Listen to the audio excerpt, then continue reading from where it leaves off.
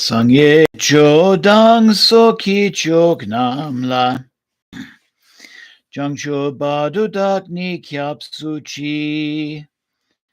Daksi jin shukji pe sonam ki. Drola panchya sangye drupa shok pe. In the Buddha, the Dharma, and the Supreme Sangha, until enlightenment, we take refuge in you. May we, through the merit of generosity and so on, achieve Buddhahood for the benefit of all sentient beings. Pei. Welcome to Tridevi Chamunda Mandir in Denver, Colorado. This is Yamajit, and thank you so very much for joining me for this is day 37 of Tibetan Book of the Dead Sadhana, the first epilogue. And this is actually the final passages of the Tibetan Book of the Dead.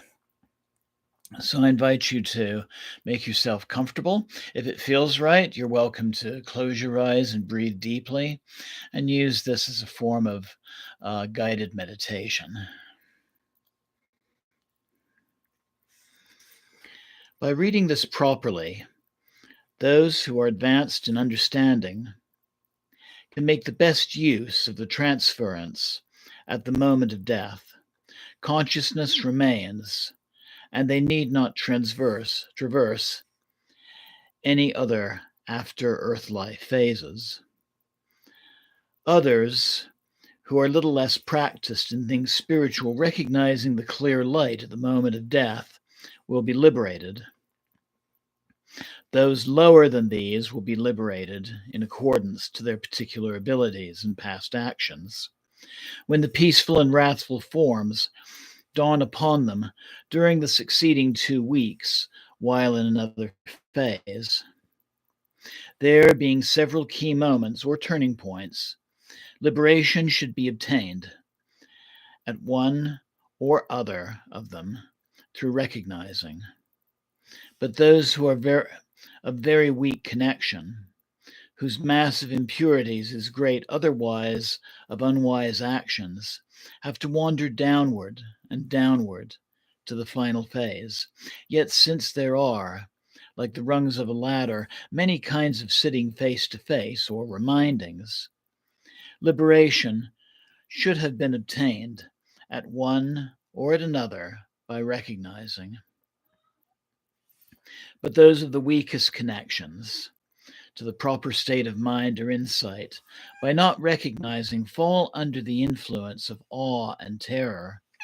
For them, there are various graded teachings for closing the womb door and for selecting the womb door, and at one, another, or other of these, they should have apprehended the method of visualization and applied this illimitable virtue for exalting one's condition.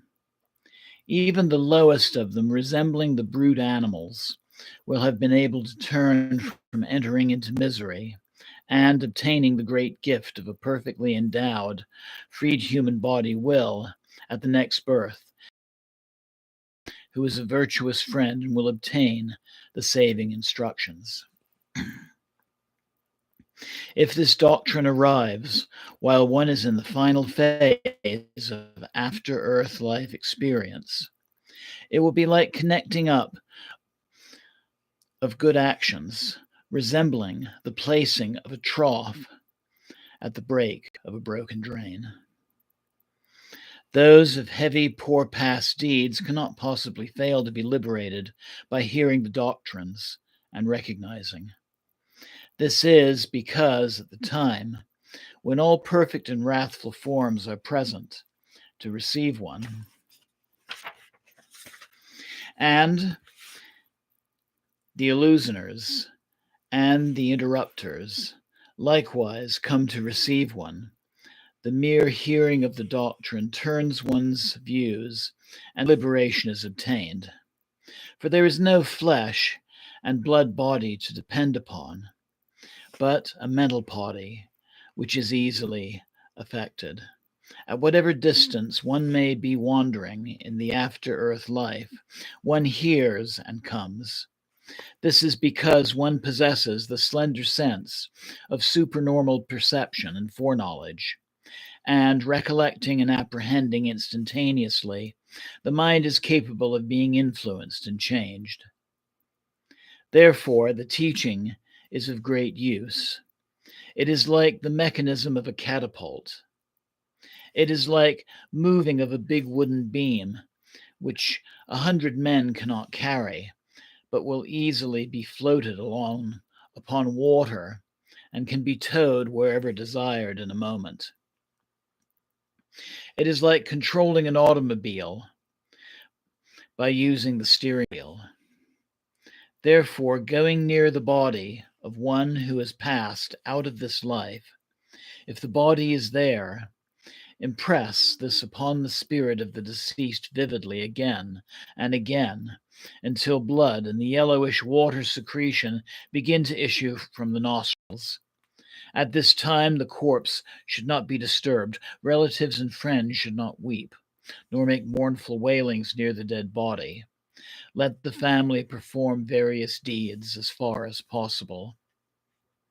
In other ways, too, this great doctrine, as well as any other religious text, may be expounded to the dead or dying. If other texts are recited, along with this doctrine, it becomes very efficacious. These should not be recited as often as possible. These should be recited as often as possible. The words and meanings should be committed to memory by everyone. And when death is inevitable, the death symptoms are recognized. Strength permitting, one should recite it oneself and reflect upon the meanings. If strength does not permit, then a friend should read the book and impress it vividly. There is no doubt as to its liberating. The doctrine is one which liberates by being seen without need of meditation or perfected devotion. This profound teaching liberates by being heard or by being seen. This profound teaching liberates those of poor past deeds through the secret pathway. One should not forget its meaning and the words, even though pursued by many frightening forms. By this select teaching, one obtains perfection at the moment of death. Would perfected ones of the past, present, and future seek, they could not find any doctrine transcending this.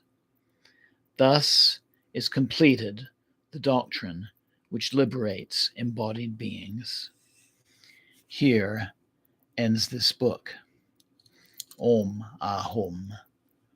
Om Ahum. Om Ahum. Pay. Pay.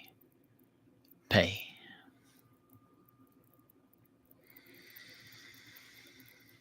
So in taking, especially if you are doing it for the spirit of someone close, doing this sadhana will also prepare oneself for what is beyond this life. I'd like to take a moment and talk about some different translations of the Tibetan Book of the Dead. The easiest one that I found, and really has beautiful language and illustrations too, is this fairly condensed version called the Tibetan Book of the Dead for reading aloud. This was adapted by Jean-Claude Van Iliak. And just reading it in itself and looking at the illustrations makes for a wonderful act of meditation. The version that we read in this series, Beginner's Guide to the Tibetan Book of the Dead, is kind of a middle of the road translation. Again, worded very well, especially for Westerners. And then Shambhala Publications, I'm going to need to pull this up on my iPad here. I gave the hard copy of this away recently to a friend who is in need of it. And I can show you the cover of it. But the Shambhala Publications version, another middle of the road text, is one I've used before. And again, very easy for somebody who maybe was not raised and brought up in this path. And then for somebody who really wants to make a very deep, in-depth study, there is a full, complete translation and commentary. And this was translated by Guillaume Dorje, fairly large volume, the Tibetan Book of the Dead. This would be one for very serious scholarship. I look forward to you joining me tomorrow night, where I'm actually going to read a final short passage from the Paul Lowe translation entitled Buddhist Basics. This is some of the basic philosophies surrounding this text. And then Wednesday night at 7 o'clock, the final installment, I'll be shifting over to Hinduism and reading passages from the Bhagavad Gita, which are typically recited at Hindu funerals. After tomorrow's installment, 7 p.m. Denver time, I'd like to invite everybody to also join me for our Tuesday satsang, and I'll be sharing with you a meditation on the Navadurga Stotram, the hymn of the 9 forms of Durga. And then Friday, we won't have our usual Friday puja. Friday is Mahashivaratri, the great night of Lord Shiva. And so I will be at another temple, Shiva Sai Mandir, that evening. And at midnight, I'll be doing a puja and meditation to the individuals we see in our meditation, this metal tanka. And that is Lord Yama and Ma Chamundi. You can come in person to the event at Shiva Sai Mandir, 1391 South Pennsylvania Street in Denver. Please go to shivamandir.org for more information. And also you can get information on accessing the broadcast if you can't make it in person. So once again, namaste. Blessings always. Thank you so very much for joining me this evening.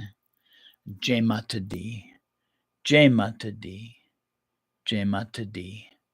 Good night.